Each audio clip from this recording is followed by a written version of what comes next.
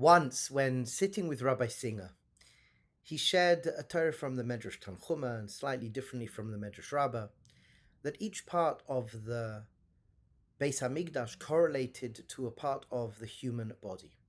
So he started off with the Mizbeach, which is the stomach, and the Shulchan, and he goes through each one, the Menorah, which is the brain. So then he turns, and Rabbi Singer asks me a question. What's the Kodesh Kadoshim? What's the Kodesh Kadoshim? And I'm thinking to myself, what could the Kodesh Kadoshim be? Everything that Rabbi Singer said so far made sense, but what could this Kodesh Kadoshim be? You have an Aron Habris, which is mamash like, it just goes on and on and on, and it doesn't fit into the room that it's meant to fit into. And I said, I'm not sure. And Rabbi Singer looked at me with a twinkle in the eye, and he says, think about your skull. Your skull has set dimensions. However, your mind, mamash, your mind is immense. Your mind goes on and on and on. So you have here exactly the same correlation. You have the Arna Bris that sits in a room that doesn't fit. You have a mind that sits in the skull. And Rabbi Singer went on to say that we have something called an imagination. The mind and the access to the mind, we have our more cognitive thinking, but we have imagination as well. And in the world of Kabbalah, you have Chesed and Gevurah. Chesed, Gevurah, an aspect of Chesed is Dimyon, and an aspect of Gevurah is Machshava, more cognitive thinking. And he says in our Dor, there's big tikkunim on Gemara and cognitive thinking, but there's less in the world of Chesed, in the world of Dimyon. We have to attack in this. And he said that he believes, and this is what he received from his teachers, imagination is more important than knowledge. Knowledge is very important, but imagination is more important than knowledge. Knowledge you can download. Knowledge you could read book. Knowledge you can, type something on the computer and it will come up. We're saturated today in our world with knowledge. However, imagination, imagination is something completely different. Dimyon is something completely different. And the Sfarim HaKadoshim explain, this is a conversation I had as well with Rav Sroy Deblitsky Shlita. He said, if you want kids who are smart, intelligent kids, read them Medrash. This is what the Gra writes. Read them Medrash. Why? Because we live in a world where we are confounded to a reality that we've built, an existence that we've created, where things are possible and certain things are deemed impossible. Medrash breaks open those boundaries. In Medrash, we have these wild stories. Just take, for example, Pirkei Rebbe Eliezer. We've got wild stories that are fairy tale stories, magical stories of magical coats that if you wear them, you could speak to animals. Or, for example, the stone, that within the stone, there is a sword or a staff sticking out of the stone, and whoever will take it will be the next leader. And it just goes on and on.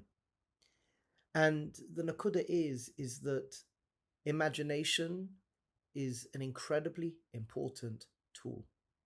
And for so many of us, we do not give proper time and proper nutrition to feed our imagination, because for so many hours during the day, during the week, we are absorbed in acquiring knowledge.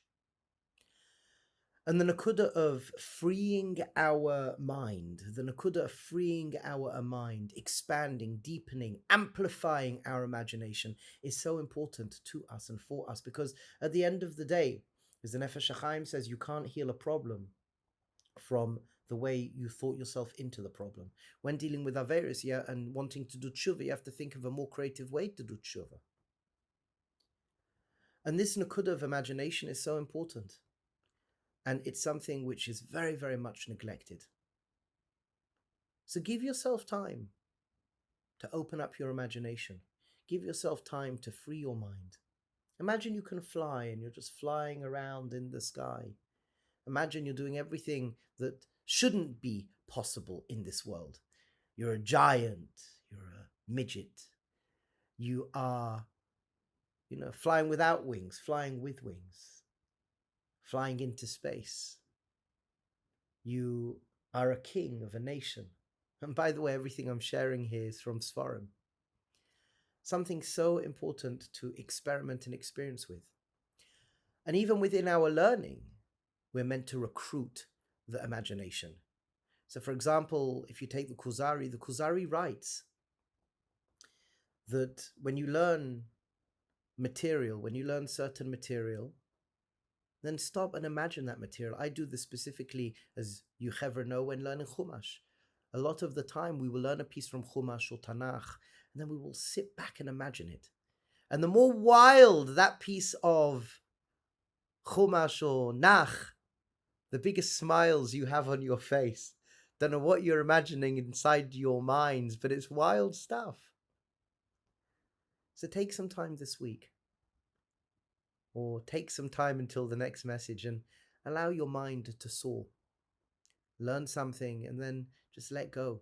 Or even just imagine doing in your mind crazy things, flying, being a giant, or being a king, doing things that don't fit into this world. Because at the end of the day, as we spoke about problem solving or being a creative individual to magala your or into this world, finding your own uniqueness, it's so important to free your mind, to open up your mind, to encourage ourselves, to open up to different ways of looking at things. And when we start to open up our mind from this perspective of being more creative, it changes the way that we experience life.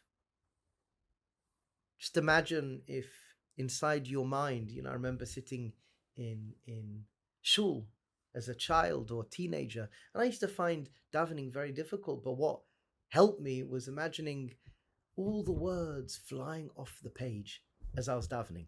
So I'd sit there, a little boy, and the Ashrei Yoshve, and I'm seeing hundreds of people in the Beis HaMedrash, and these gold, silver letters flying up, flying through the ceiling, going up higher and higher and higher. When, for example, I would learn Gemara, again, based on Sfarim, and when I still learn Gemara, I still, by the way, do that davening thing now.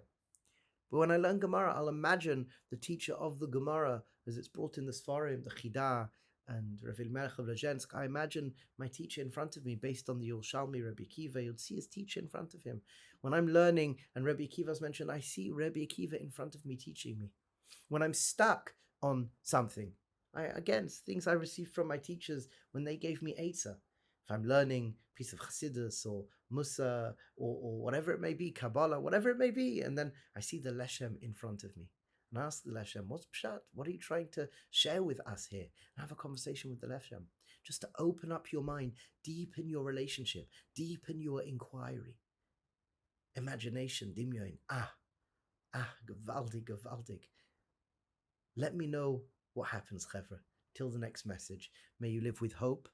May you live with gratitude. May you live with resilience.